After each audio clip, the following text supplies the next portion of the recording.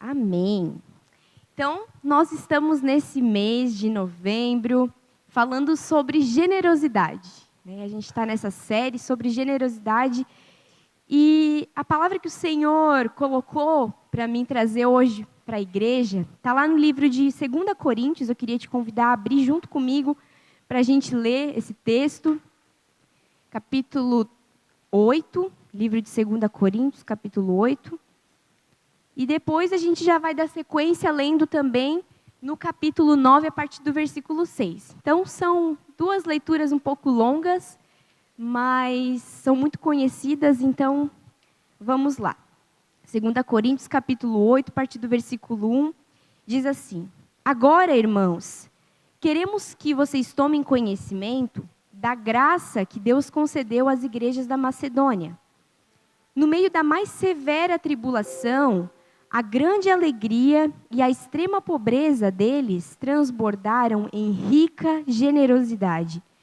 Pois dou testemunho de que eles deram tudo quanto podiam e até além do que podiam, por iniciativa própria. Eles nos suplicaram insistentemente o privilégio de participar da assistência aos santos. Não somente fizeram o que esperávamos, mas entregaram-se primeiramente ao Senhor e depois a nós pela vontade de Deus. De modo que pedimos a Tito que, assim como ele já havia começado, também completasse esse ato de graça da parte de vocês. No entanto, como vocês transbordaram em tudo, na fé, na palavra, no conhecimento, na dedicação completa e no amor que têm por nós, transbordem também nesse privilégio de contribuir. Não digo isso como um mandamento, mas quero verificar a sinceridade do amor de vocês, comparando com a dedicação dos outros. Pois vocês conhecem a graça do nosso Senhor Jesus Cristo, que sendo rico, se fez pobre por causa de vocês, para que por meio da pobreza dele, vocês se tornassem ricos. Este é o meu parecer, convém que vocês contribuam. No ano passado, vocês foram os primeiros não somente a contribuir, mas também a ter esse desejo. Agora, completem a obra para que o forte desejo de realizá-la seja igualado pela disposição em concluí-la de acordo com o que possuem. Porque se há prontidão, a contribuição é aceitável de acordo com aquilo que alguém tem, não de acordo com o que não tem. Não se trata de que outros sejam aliviados enquanto vocês são afligidos, mas que haja igualdade. No presente momento, a fartura de vocês suprirá a necessidade deles, para que, por sua vez, a fartura deles supra a necessidade de vocês. Então haverá igualdade, como está escrito: quem havia recolhido muito não teve demais, e ao que havia recolhido pouco nada faltou. Graças a Deus por ele ter posto no coração de Tito o mesmo cuidado que tenho por vocês. Pois Tito não apenas aceitou o nosso pedido, mas está indo até vocês com muito entusiasmo, por iniciativa própria. Com ele, estamos enviando o irmão que é admirado por todas as igrejas pelo serviço prestado ao Evangelho. Não só por isso, mas ele também foi escolhido pelas igrejas para nos acompanhar quando formos levar essa oferta, o que fazemos para honrar o próprio Senhor e mostrar a nossa disposição. Queremos evitar que alguém nos critique quanto ao nosso modo de administrar essa generosa oferta, pois temos procurado fazer o que é correto, não apenas aos olhos do Senhor, mas também aos olhos dos homens. Além disso, enviamos com eles o nosso irmão, que com frequência e de muitas maneiras já nos provou que é muito dedicado, e agora ainda mais por causa da grande confiança que ele tem em vocês. Quanto a Tito, ele é meu companheiro e cooperador entre vocês. Quanto aos nossos irmãos, eles são representantes das igrejas e uma honra para Cristo. Portanto, diante das demais igrejas, demonstrem a esses irmãos a prova do amor que vocês têm e a razão do orgulho que temos de vocês. E agora, seguindo lá no capítulo 9, a partir do versículo 6, lembrem-se, aquele que semeia com moderação também colherá moderadamente. E aquele que semeia com fartura também colherá fartamente. Cada um contribua conforme determinou no coração, não com pesar nem por obrigação, pois Deus ama quem dá com alegria. Deus é poderoso para fazer que toda graça seja acrescentada a vocês, para que em todas as coisas, em todo o tempo, tendo tudo o que é necessário, vocês transbordem em toda boa obra. Como está escrito, distribuiu generosamente aos pobres, a sua justiça permanece para sempre. Aquele que supre a semente ao que semeia e pão ao que comem, também o suprirá e multiplicará a semente e fará crescer os frutos da justiça de vocês. Vocês serão enriquecidos de todas as formas, para que possam ser generosos em qualquer ocasião e, por nosso intermédio, a sua generosidade resulte em ação de graças a Deus. Pois o serviço assistencial de vocês não apenas supre as necessidades dos santos, mas também transborda em muitas expressões de gratidão a Deus, por meio da evidência desse serviço assistencial. Outros glorificam a Deus pela obediência que acompanha a confissão que vocês fazem do Evangelho de Cristo e por sua generosa solidariedade com eles e com todos os outros. Além disso, nas orações que fazem por vocês, expressam grande afeto por causa da incomparável graça de Deus sobre vocês. Graças a Deus por seu dom indescritível. Amém? Então, o tema da mensagem que eu queria trazer para nós nessa noite é a generosidade como uma expressão da graça de Deus. Mas antes da gente entrar nesse texto, eu queria falar um pouco do contexto dele, do contexto desse texto que a gente leu. Lá no livro de Atos, no capítulo 11, no versículo 27 e 28, não precisa abrir, pode anotar, diz que, lá nesse texto de Atos, diz que desceram alguns profetas de Jerusalém para Antioquia, na Síria, nesse lugar onde o evangelho estava crescendo e estava se expandindo de uma forma gigantesca. E aí, dentre esses profetas, um profeta chamado Ágabo, ele deu a entender pelo Espírito Santo que viria uma grande fome no mundo naquele tempo. E, de fato, essa fome, ela alcançou o mundo lá no governo do imperador Cláudio, que ele governou o Império Romano do ano 41 ao ano 54. E aí, de cara, esses cristãos da Síria, eles resolveram ajudar os pobres lá da Judeia. E eles levantaram uma oferta e eles enviaram para os presbíteros daquela igreja através de Barnabé e Paulo. E aí a Bíblia diz lá em Atos 18:2, que quando essa fome ela chegou no período de Cláudio, imperador romano, ele expulsou de Roma os judeus e eles voltaram para Israel, sem casa, sem sustento, sem nada, sem terra, sem bens, sem condições de sobreviver. E aí a Bíblia diz que Paulo, quando ele foi enviado para os gentios, ele assumiu um compromisso com os líderes da igreja de Jerusalém, que ele iria para os gentios, mas que ele não iria se esquecer dos pobres. E aí Paulo, ele faz um levantamento de oferta para os pobres lá da Judéia, entre as igrejas gentílicas, as igrejas da Galácia, da Macedônia, como é o exemplo aqui que a gente leu em 2 Coríntios, as igrejas da Ásia Menor. E aqui nesse texto que a gente leu, Paulo ele vai tratar desse tema, da generosidade cristã, como sendo uma expressão da graça de Deus. Então, a gente vai olhar para esse texto aqui hoje e tirar dele algumas lições. E a primeira lição é que a contribuição, a generosidade, que a gente tem falado tanto sobre, ela não é um favor que a gente faz para alguém. Mas a generosidade, à luz da Bíblia, ela é vista como a graça de Deus concedida a nós. E isso é muito incrível, Isso é capaz de mudar o nosso conceito de generosidade, daquilo que a gente acha que é generosidade, porque se a gente for pensar o que é graça, graça, ela é um favor que Deus concede a nós, um favor imerecido, que a gente não merece, mas que Ele nos concede. Então, em vez de generosidade ser algo que eu faço para alguém, a generosidade ela é vista na Bíblia como um favor que Deus me dá sem eu merecer. De poder abençoar alguém, de poder ajudar alguém, é um favor que Deus nos dá. E é eu e você, é quando a gente tem essa oportunidade, com os recursos que o próprio Deus nos dá, que o próprio Deus coloca na nossa mão, de a gente ser um cooperador com Ele. Isso é uma graça incrível, isso é um privilégio incrível, para a gente assistir aquelas pessoas que Deus quer assistir, para a gente suprir aquelas pessoas que Deus quer suprir. Porque hoje, o braço de Deus é a igreja. Hoje, os pés de Deus é a igreja. Hoje, a caixa aberta da misericórdia de Deus é a igreja. Quando Deus ele quer suprir um necessitado, quando Deus ele quer abençoar alguém, quando Deus ele quer suprir de alimento, ele quer suprir de roupa alguém, ele usa a igreja. Ele não envia um anjo do céu para suprir aquela pessoa, ele envia a sua igreja. Né? Então, isso é graça de Deus a nós.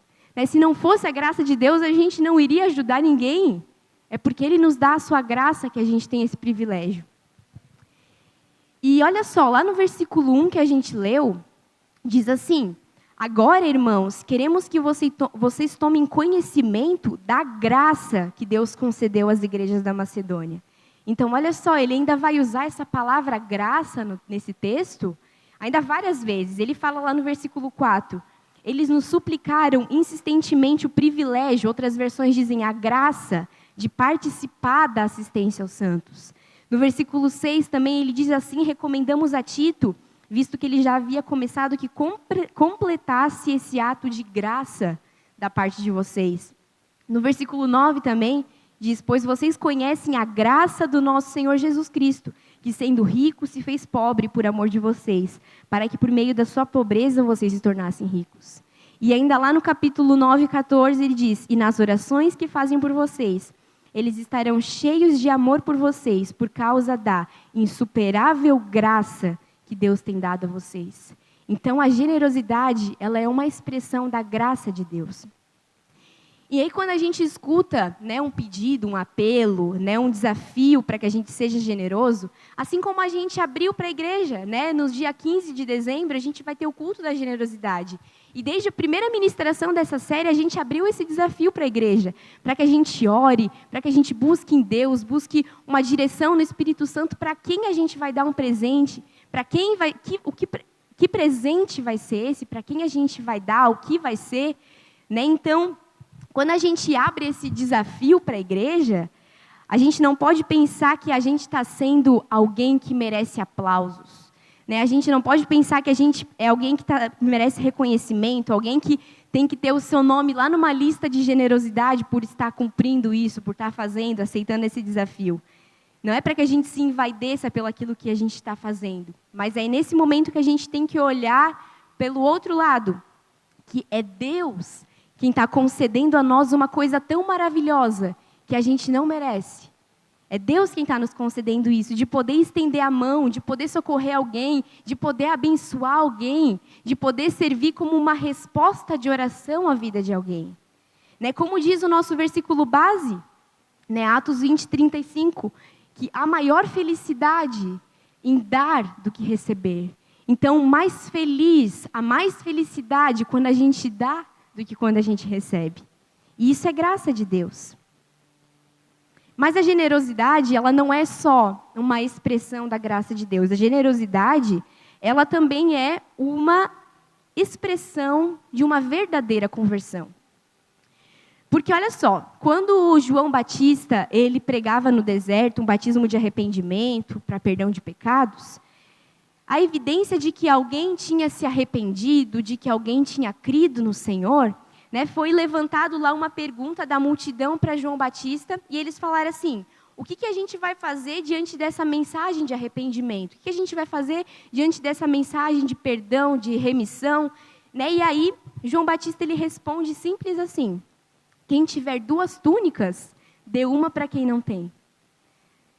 Então, não é que a gente ser generoso leve a gente para o céu, né? Mas quem nos leva para o céu é Jesus, é só Jesus, Ele é o único caminho.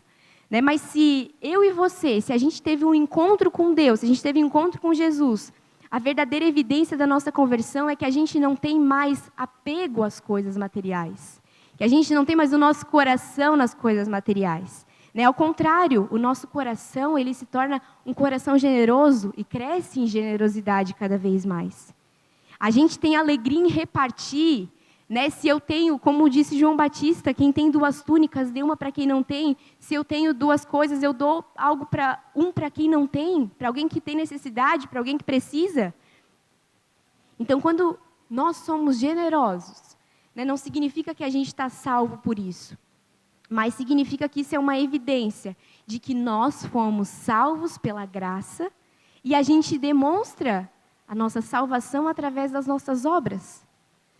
Mas a segunda lição que a gente pode tirar aqui desse texto é também que a generosidade, ela é independente das circunstâncias. Olha só, lá no versículo 2, diz o seguinte: no meio da mais severa tribulação, a grande alegria e a extrema pobreza deles transbordaram em rica generosidade. Então, olha só, vamos entender o que está acontecendo aqui. A primeira circunstância aqui, que às vezes é até um pouco contraditória, é a tribulação e a alegria.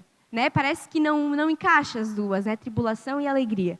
E aí a gente pode dizer, mas eu queria tanto, gostaria tanto de ser generoso, queria tanto ajudar alguém, né? Eu queria tanto contribuir com o quilo do amor, né? Com uma cesta básica, queria tanto participar no dia 15 de dezembro ali, de dar um presente para alguém. Mas olha, vocês não têm ideia da tribulação que eu estou passando. Né? Mas o texto aqui está dizendo que aqueles irmãos, eles estavam passando por tribulação. Né? Eles não estavam passando por um momento tá mil maravilhas, eles estavam passando por uma severa tribulação, como diz o texto.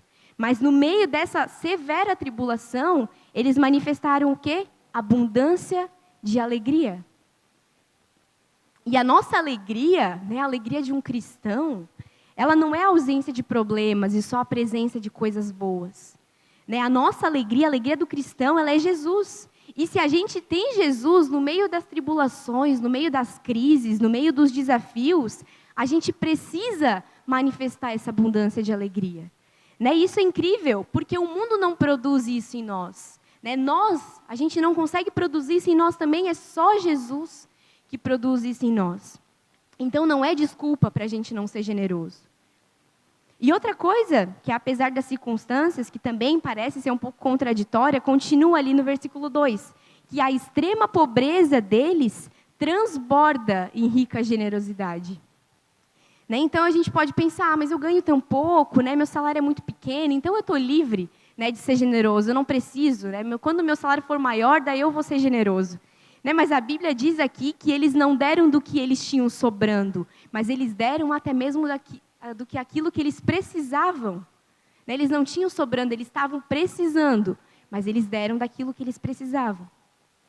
Então, o que Paulo está dizendo aqui é que nenhum de nós, pela nossa condição, às vezes mais precária que possa parecer, está dispensado desse privilégio, dessa graça de ser uma pessoa generosa. Tem uma expressão, né, essa expressão generosidade, tem uma ilustração que um dia eu ouvi, que ela ilustra bastante o que a gente pode entender melhor o que é ser generoso. E ela diz assim: você quer aprender a generosidade? Faça o seguinte, passe numa loja, compre um vaso de vidro, um vaso transparente, e aí coloque esse vaso transparente lá na tua sala. Né? Tu vai passar todos os dias por lá e tu vai olhar para esse vaso. Mas nesse vaso transparente, você não vai colocar flor nele, nada. Você vai colocar terra, apenas terra nesse vaso. E aí a gente vai passar todos os dias por esse lugar, né, pela sala da nossa casa, e a gente vai olhar para aquele vaso ali cheio de terra para nos lembrar de duas coisas. A primeira, de onde a gente veio? A gente veio do pó, não é mesmo? Para onde a gente vai? A gente vai voltar para o pó. E a segunda coisa que a gente vai lembrar, do pó que a gente veio, o quanto que a gente trouxe? A gente não trouxe nada. E para o pó que a gente vai, o quanto a gente vai levar? A gente não vai levar nada. Então isso quer dizer que nós não somos donos de nada. Nós somos apenas mordomos do dono. E mordomos daquele que é dono de tudo, né? Daquele que criou tudo, daquele que a tudo pertence, tudo é dele. Né? E esse dono de tudo, ele é generoso, ele não é um dono de mão fechada, ele é um dono generoso. Né? E a Bíblia diz que o que se requer do mordomo, que somos nós, é que eles sejam encontrados fiéis. Né? E a única maneira de a gente ser fiel com aquilo que é do dono, é nós sendo generosos com aquilo que é do dono. É nós sendo generosos com aquilo que ele nos dá. Só que o grande problema que a gente tem, às vezes, para ser generosos, é que a gente tem meio que uma síndrome de dono. Né? Se é meu, né? Se eu tenho, é para mim, é para os meus prazeres, é só para mim, só para mim. Né? A gente tem essa síndrome de dono. Mas essa não pode ser a perspectiva do cristão, porque a gente precisa entender que tudo é de Deus. Nós, lembrando, nós somos mordomos, tudo é dele. E se a gente está tomando conta das coisas que são de Deus, né, e a gente tem essa síndrome de dono, então a gente não tem essa síndrome de dono, então a gente não vai ter problema em ser generosos com aquilo que é dele. Se a gente não tem essa síndrome de que é meu, a gente sabe que tudo é dele, a gente não vai ter problema em ser generosos com aquilo que é dele. Mas ainda mais, a generosidade, ela vai ainda muito além da contribuição. Olha só, lá no versículo 3, diz o seguinte: pois dou testemunho de que eles deram tudo quanto podiam e até além do que podiam, por iniciativa própria. Então, olha só, não é questão de ser pressionado, né, ou de ser constrangido. Não, você tem que ajudar, você tem que participar. Não, não é questão disso. É uma questão de se colocar à disposição. Como eles se colocaram? Eles falaram para Paulo, a gente quer ajudar, eu quero participar. Não me deixa de fora de participar dessa contribuição. E aí o texto diz que eles deram tudo quanto podiam, e até além do que eles podiam, e por iniciativa própria. Então tem gente que vai muito além, né? E aí o versículo 4 diz assim: eles nos suplicaram insistentemente o privilégio de participar da assistência aos santos. Então eles suplicaram para Paulo, né? Eles queriam participar, eles não queriam ficar de fora desse privilégio, como diz a Bíblia. Eles deram muito mais do que o esperado, e ainda acima das posses deles. Mas a terceira lição que a gente pode tirar aqui desse texto é que eles entregaram as suas próprias vidas, e não apenas o dinheiro. Lá no versículo 5 vai dizer o seguinte: e não somente fizeram como o que esperávamos, mas entregaram-se primeiramente a si mesmos ao Senhor e depois a nós, pela vontade de Deus. Porque olha só, gente, para Deus, não importa o quanto de dinheiro eu oferto, ou o quanto eu abençoo alguma pessoa, mas o quanto do meu coração eu coloco nisso. O quanto o meu coração está nesse dinheiro, nesse valor, nessa questão que eu estou abençoando alguém. O reino de Deus, ele não lida apenas com dinheiro, né? O reino de Deus, ele lida com pessoas. O reino de Deus lida com gente, né? E a igreja de Deus, ela não vive para explorar as pessoas. A igreja de Deus, ela vive para servir as pessoas, né? E quando a igreja de Deus ela vive para servir as pessoas, primeiramente ela doa a si mesma ao Senhor e depois aos outros para servi-los. Isso é ser uma comunidade de amor, isso é ser uma igreja que anda em comunhão, né? Uma igreja que chora com os que choram, que se alegra com os que se alegram, né? Que tem a mão aberta para socorrer os necessitados, para ajudar quem precisa, para abençoar as pessoas. E a quarta lição que a gente pode tirar aqui desse texto é que a generosidade, ela precisa ser constante nas nossas vidas, né? Porque às vezes a gente se mobiliza, né? Que nem a gente está fazendo agora, né? Nesses meses de novembro e dezembro a gente está ouvindo sobre isso, a gente está falando sobre isso, a gente está buscando oportunidade para ser generosos, né? A gente está com isso tão vivo no nosso coração que a gente quer viver isso, que a gente quer colocar isso em prática, né? Mas aí passa o tempo, né? Vira o ano, né? Cada um vai cuidar da sua vida, ninguém mais quer saber de ajudar o outro, isso que a gente ouviu passou, né? E aí a generosidade fica esquecida na nossa vida. A gente só vai lembrar dela de novo lá no ano que vem, quando a gente estiver falando sobre isso de novo. Né? Ela vai ficar só para a gente ouvir e praticar de novo só no outro ano. Vai ficar todo esse tempo esquecida na nossa vida. E olha só o que estava acontecendo ali nesse texto, no versículo 6. Diz assim, Paulo diz: assim recomendamos a Tito, visto que ele já havia começado, que completasse esse ato de graça da parte de vocês. Então, olha só o que aconteceu aqui. Paulo, quando ele estava lá em Corinto, ele desafiou a igreja a contribuir e a igreja pegou junto com ele, né? Eles falaram: não, Paulo, nós estamos juntos. Eles ficaram animados, eles começaram a contribuir, eles estavam ali contribuindo, né? Só que daí Paulo saiu de Corinto e foi para Éfeso. E aí a igreja foi começando a esfriar, foi deixando isso cair no esquecimento, foi ficando com a mão fechada, o coração já não se movia mais, já não queria mais ajudar, já não queria mais contribuir. E aí Paulo, ele precisou fazer o quê? Ele teve que mandar Tito para ir de novo lá e pregar de novo para essa igreja, para falar de novo sobre generosidade para essa igreja, para mover de novo o coração deles, né? Para falar de novo, para encorajar aquela igreja de novo. Então a generosidade, ela não pode ficar esquecida, né? Ela precisa ser constante nas nossas vidas. Agora, né, não só agora, mas também depois, no ano que vem, a gente precisa continuar botando em prática, dando continuidade para isso, querendo viver experiências com Deus nessa área. Porque, uma coisa, que a gente não vai andar em generosidade só tendo boas intenções, só querendo. Mas tem que ser além da boa intenção, tem que fazer, tem que colocar em prática, tem que viver isso de verdade. E a quinta lição importante, ela está lá no versículo 7, que diz que progresso em outras áreas não é garantia de crescimento na generosidade. Né? Olha só, versículo 7, diz assim: todavia, assim como vocês se destacam em tudo, na fé, na palavra, no conhecimento, na dedicação completa e no amor que vocês têm por nós, dediquem-se também, destaquem-se também nesse privilégio de contribuir. Então, olha só, o que Paulo estava dizendo aqui para eles é que eles eram maravilhosos, eles se destacavam em todas aquelas áreas. Né? Eles estavam crescendo na fé, eles estavam crescendo e se destacando na palavra, no conhecimento, eles eram dedicados, eles amavam as pessoas, mas eles precisavam melhorar para se destacar também nessa área, na contribuição, na generosidade. Então, o fato de a gente, muitas vezes, se desenvolver em algumas áreas da nossa vida espiritual, não significa que a gente não precise crescer também nessa expressão de generosidade. A gente precisa se destacar em todas essas áreas. Agora, olha só comigo lá os versículos 10 e 11.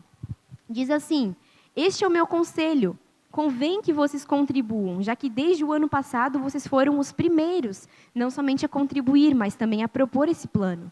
Agora, completem a obra para que a forte disposição de realizá-la seja igualada pelo zelo em concluí-la, de acordo com os bens que vocês possuem. Então, olha só, o que está dizendo aqui? Que a gente não vai socorrer os necessitados só com boas intenções. A gente não vai andar em generosidade só com boas intenções, só com promessas. Mas vamos seguir aqui no texto, que tem ainda algo muito mais maravilhoso, algo ainda muito mais incrível. A generosidade como sendo o resultado do máximo exemplo de generosidade, que é o exemplo do nosso Senhor Jesus. Olha só comigo, lá versículo 8 e 9. Paulo diz: não lhes estou dando uma ordem, mas quero verificar a sinceridade do amor de vocês, comparando com a dedicação aos outros. Agora, olha só o versículo 9. Pois vocês conhecem a graça de nosso Senhor Jesus Cristo, que sendo rico, se fez pobre por amor de vocês, para que por meio de sua pobreza vocês se tornassem ricos. Então, vem a pergunta, né, o quão rico Jesus era? O quão rico, né, o Deus encarnado, o Senhor Jesus era? Né, aquele que é um com Deus, né, a mesma essência de Deus, a mesma natureza de Deus. Né, pensa comigo quão rico ele era. Né, o Criador do universo, aquele que sustenta o universo, né, o dono do ouro e da prata, tudo que existe é dele, né, tudo pertence a ele. Ele é o herdeiro de Deus. E aí a Bíblia diz que ele se esvaziou, que ele assumiu uma forma de servo. Né, que ele, Jesus, ele não tinha onde reclinar a cabeça. Né, que Jesus ele nasceu em uma estrebaria, né, numa manjedoura, né, onde os animais comem. Não foi nem em um berço que colocaram Jesus quando ele nasceu, mas foi em um lugar onde os animais comem, numa manjedoura. Né? Então, olha só, ele era carpinteiro, provavelmente, né, com as mãos machucadas, calejadas, né, ele não tinha onde reclinar a cabeça. Ele precisou, Jesus, de um animal emprestado para entrar em Jerusalém. Ele precisou de um túmulo emprestado para ser sepultado. Né? Então, olha só, Jesus, ele se fez pobre para que por meio da sua pobreza, você e eu nos tornássemos ricos. Porque ele veio, ele se esvaziou, ele assumiu o nosso lugar, né? Ele assumiu uma forma de servo, ele se humilhou até a morte, e morte de cruz, para que, quando ele ressuscitando, ele selasse a nossa redenção, né? E ele pudesse dar para nós a bênção de nós sermos herdeiros com ele, co-herdeiros com Cristo. Ser um co-herdeiro significa ser tão herdeiro quanto Cristo é. Então, olha só, nós sendo co-herdeiros de Deus, nós somos tão herdeiros de Deus quanto Cristo é. Por isso que nós que estamos em Cristo, nós que recebemos Ele na nossa vida, a gente não pode, olhando para esse exemplo tão maravilhoso, fechar a nossa mão, fechar o nosso bolso, né, fechar a nossa casa, fechar a nossa vida, sem demonstrar generosidade. Olhando para esse exemplo, o exemplo maior de generosidade. Mas tem mais ainda. A sexta lição. A generosidade, ela traz ricas bênçãos para nós. Lá no capítulo 9, agora versículo 6, diz que aqueles que são generosos são abençoados. Né? Olha só, lembre-se, aquele que semeia pouco também colherá pouco, e aquele que semeia com fartura também colherá fartamente. Né? Então, esse texto, muitas vezes, ele é usado de uma forma errada para fazer uma falsa propaganda de troca com Deus, né? De querer arrecadar dinheiro de forma errada, mas não é isso. A palavra de Deus fala que a alma generosa ela vai prosperar. E a Bíblia também fala que quando a gente dá aos pobres, a gente está dando a Deus. Né? Então, a minha oração, né, é que Deus ele desperte cada vez mais no meu coração, no teu coração, o desejo de crescer nessa expressão de generosidade. Né, de querer ter mais e mais testemunhos, de querer ter mais e mais experiências com Deus nessa área, né, de experimentar as ricas bênçãos que a generosidade pode proporcionar para nós. Assim como a gente está crescendo em tantas áreas, na oração, na palavra, nos dons, vamos também crescer na expressão de generosidade, vamos também crescer nessa área. A generosidade, ela precisa ser a marca de um cristão. Ter o coração aberto, né? Ter a mão aberta, ter a casa aberta, ter a agenda aberta. Né? Assim como já foi falado aqui outros dias, a generosidade ela também não é só dinheiro, mas é tudo aquilo que eu tenho em abundância. Se eu tenho bastante tempo, é o meu tempo que eu vou usar para abençoar os outros. Né? Se eu tenho um carro, é o meu carro que eu vou ajudar para abençoar, que eu vou usar para abençoar os outros. Se é a minha casa, se eu tenho uma casa, minha casa vai estar aberta para socorrer os outros, para ajudar os outros. Tudo aquilo que Deus nos dá em abundância não é só para nós mesmos, né? Mas não é só para os nossos prazeres, mas é para a gente também abençoar os outros, para a gente ser um abençoador na vida das pessoas. E a Bíblia também diz que se eu semear mais, eu vou colher mais. E se eu semear menos, eu vou colher menos. Né? Isso é uma lei universal.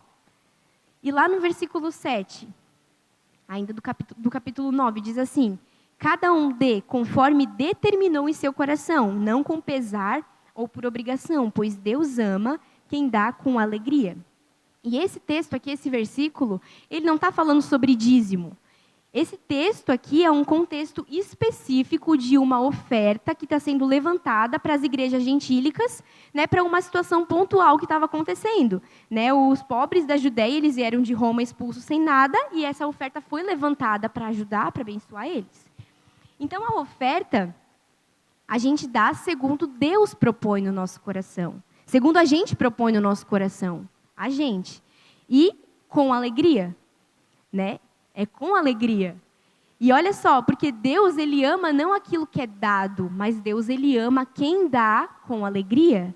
Né? Deus, ele não precisa de dinheiro. Ele é o dono de tudo, ele é o dono do ouro e da prata.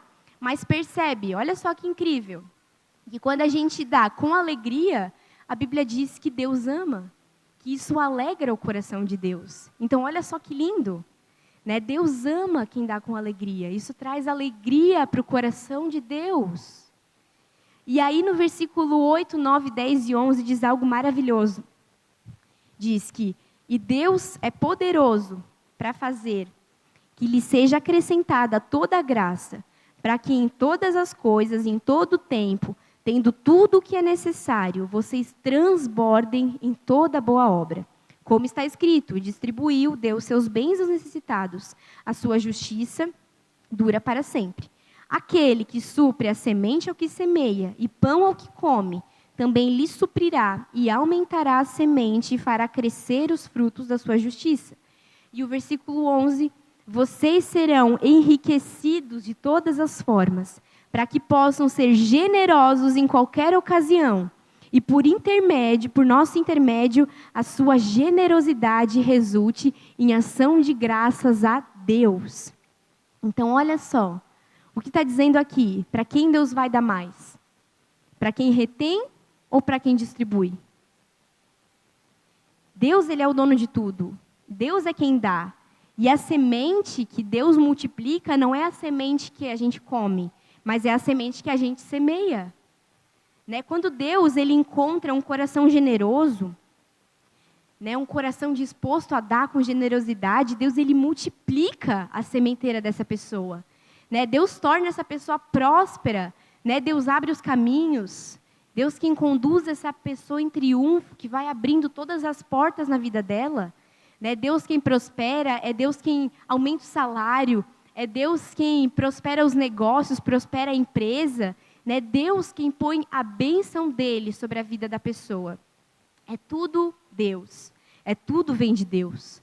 Mas quando Deus ele encontra um coração generoso, ele multiplica, ele dá ainda mais na tua mão para que você tenha mais condições ainda de ser generoso, de abençoar o próximo. Isso é um princípio espiritual. E olha só, lá nos versículos 12 e 13, diz assim: o serviço ministerial que vocês estão realizando não está apenas suprindo as necessidades do povo de Deus, mas também transbordando em muitas expressões de gratidão a Deus. Por meio dessa prova de serviço ministerial, outros louvarão a Deus pela obediência que acompanha a confissão que vocês fazem do Evangelho de Cristo e pela generosidade de vocês em compartilhar seus bens com eles e com todos os outros. Então, olha só, a gente percebe aqui que quando a gente dá uma oferta de generosidade, quando a gente abençoa alguém, isso produz dois resultados. O primeiro, que isso atende às necessidades do povo de Deus. Isso é uma assistência aos santos. Né? Então, pensa, gente. A gente tem o quilo do amor aqui na igreja, né? Que a gente contribui com os alimentos. Pensa uma família que acorda de manhã e que não tem um arroz e um feijão para cozinhar, para comer de meio-dia. E essa família ela recebe uma cesta básica. Pensa a alegria, a gratidão dessa família em receber isso. Quando a gente entrega a nossa contribuição, pessoas que necessitam, né, que a gente nem conhece muitas vezes, elas vão ser abençoadas. Né, elas vão ser muito abençoadas. Quando Deus ele coloca no nosso coração o desejo de ajudar alguém, como a gente vai fazer aqui, no dia 15, né, pessoas vão receber respostas de oração, às vezes através de um presente que você vai dar. Olha só que incrível, vai ser resposta de oração. E o segundo resultado é que Deus é glorificado nisso tudo. Deus é exaltado. Porque a pessoa que recebe, ela vai dizer graças a Deus, Deus ouviu minha oração, Deus ouviu o que eu falei para Ele, graças a Deus por isso. Então Deus, Ele vai ser glorificado, é Ele que vai ser exaltado nisso.